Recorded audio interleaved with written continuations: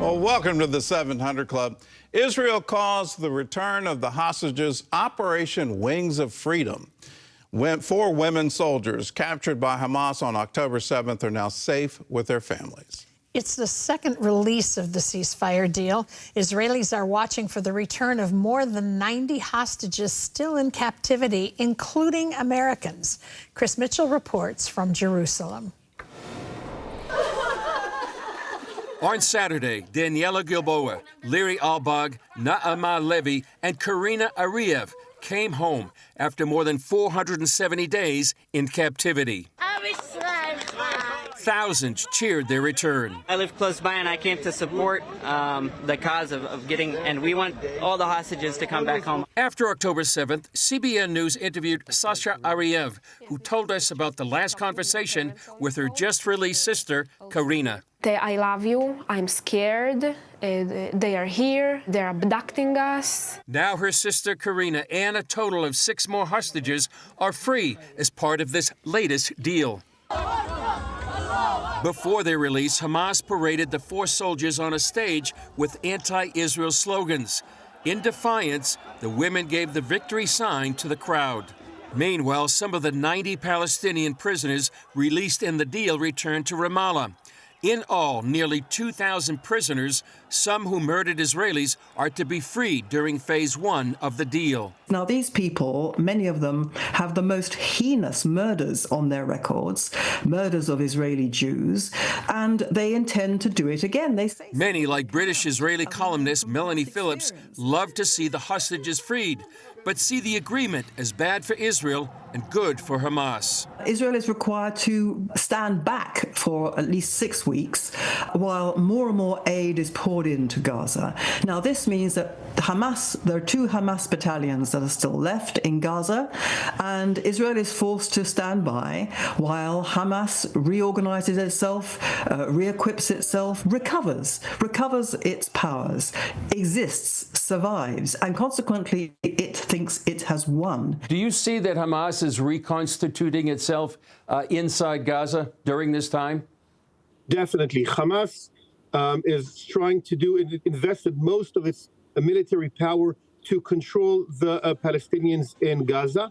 They don't need to invest too much power because the support of the Palestinian people for Hamas is high, but they are investing to be the power to run the Gaza Strip. Meanwhile, Prime Minister Benjamin Netanyahu thanked President Trump for releasing the arms held up by the Biden administration.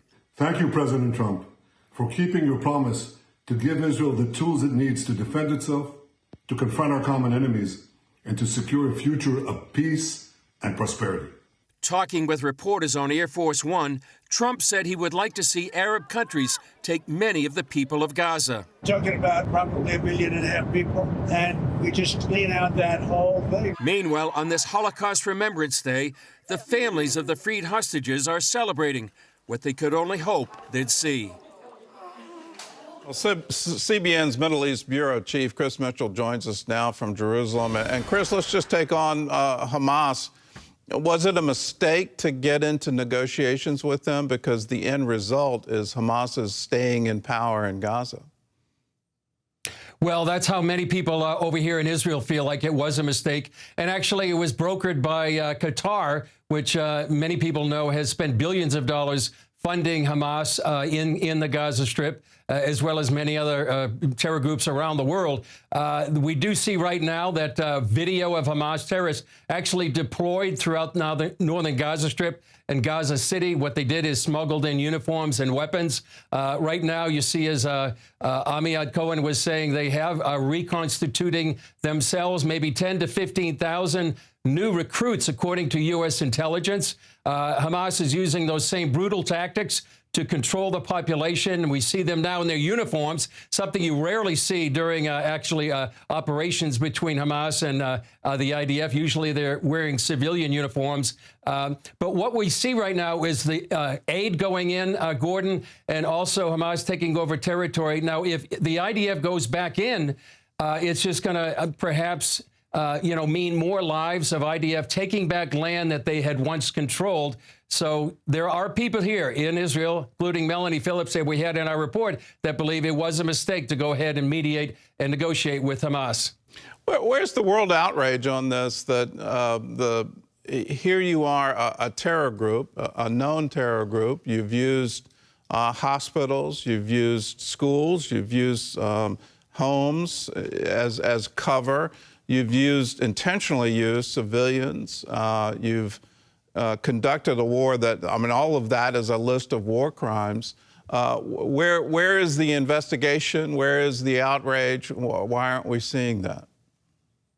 Well, on the contrary, Gordon, what we're seeing in the last 15 months or so is that Israel is the one being accused of genocide and war crimes, and yet what they have done during their prosecution of the war is done what they could do to mitigate any Palestinian civilian lives. They've told people to get out of harm's way, go to humanitarian areas. On the other hand, as you said, Hamas is actually committing 2 war crimes. They're hiding behind their own population, and then when they had the rockets, they were firing into civilian areas. So the outrage wasn't there. And on the other hand, Gordon, from the media, from the UN, the outrage was directed, or the ICC, the International Criminal Court, or the International Court of Justice was directed at Israel. So I think Israel felt pressured into this deal and may be bearing the consequences right now.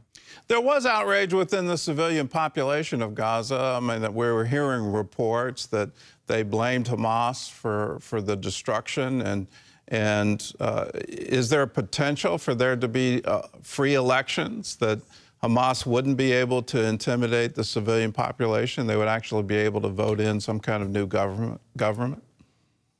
It seems unlikely, Gordon. I think you're referring to a Channel 12 report. A reporter went in there, and many of the Gazans at the time were just cursing Sinwar, the leader of Hamas, cursing Hamas for what they've brought on the population.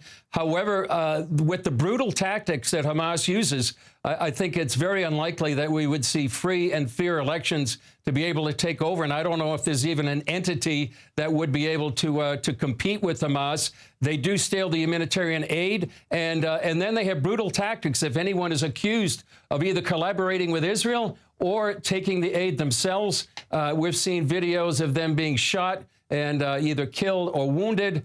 So the brutal tactics that Hamas uses and have used since perhaps 2007, when they took over the Gaza Strip, are being employed, and unlikely perhaps we'll see those free and fair elections that many people would hope for.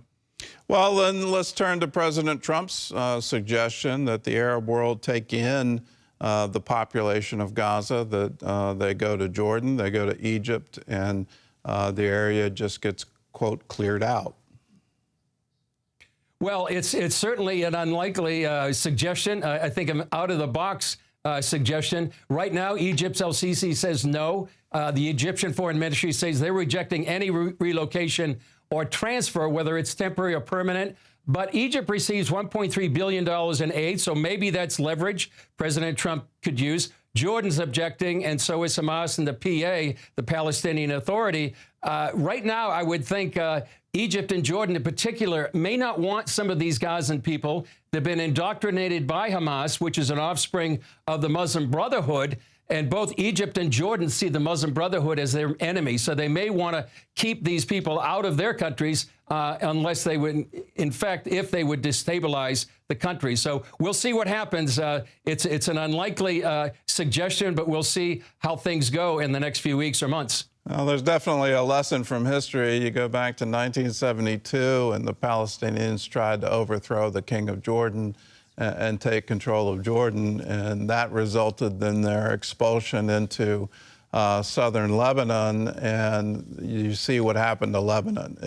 It was the jewel of the Mediterranean, and now it's just a nightmare.